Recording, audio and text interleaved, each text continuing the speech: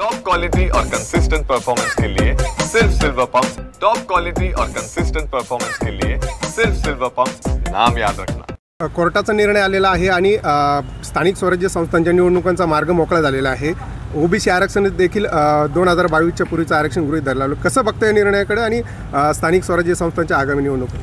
मला खूप आनंद आहे आणि विशेषतः महात्मा फुले समता परिषदेचा अध्यक्ष म्हणून तर मला अधिकच आनंद आहे। एक तर या सगळ्या निवडणुका ज्या आहे, जिल्हा परिषदा, नगरपालिका, महानगरपालिका, पंचायत समिती यांच्या होणार आहे, हा एक आनंद। पण त्याहीपेक्षा दुसरा की एवढ्या सगळ्या निवडणुकांमध्ये आमचं आरक्षण जे आहे कमी होत होतं। मागे तर एकदा 92 ठिकाणी आमचं आरक्षण 0 आरक्षण घेऊन आम्हाला निवडणुकांना आम्ही समोर गेलो। तर यावेळेला समता परिषदेच्या वतीनं आम्ही सुप्रीम कोर्टामध्ये सुद्धा काही मोठे वकील उभे केले आणि विशेषतः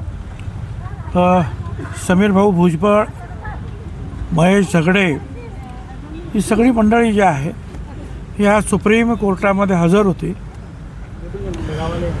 कालपासूनच त्यांनी ज्या वेगवेगळ्या वकिलांना भेटून आपली भूमिका आणि आपले अधिकार, होणारा अन्याय यांच्या बाबतीमध्ये सगळ्यांना सांगितलं होतं आणि त्यानुसार आज जवळपास सर्वच जे पार्टीज होत्या, म्हणजे सरकारपासून सर्व पार्टीज, कधी तुषार मेहता असतील किंवा इतर काय सगळे काही सगळ्यांनीच आज कबूल केलं की ठीक आहे, जसं पूर्वी ओबीसीना आरक्षण होतं, भटक्या विमुक्तांना आरक्षण होतं बाठिया कमिशनच्या अगोदर,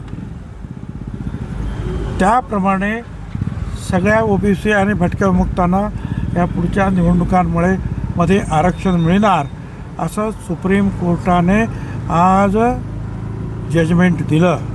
आणि त्यामुळे जसा निवडणुकीचा मार्ग मोकळा झाला त्याचप्रमाणे आमच्या आरक्षणाचा सुद्धा मार्ग मोकळा झाला।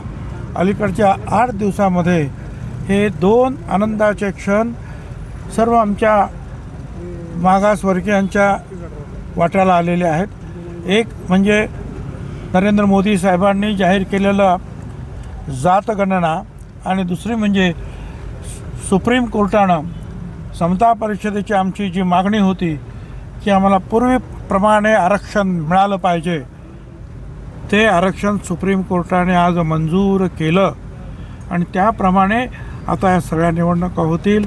त्यामुळे आमचा आनंद हा द्विगुणित झालेला आहे।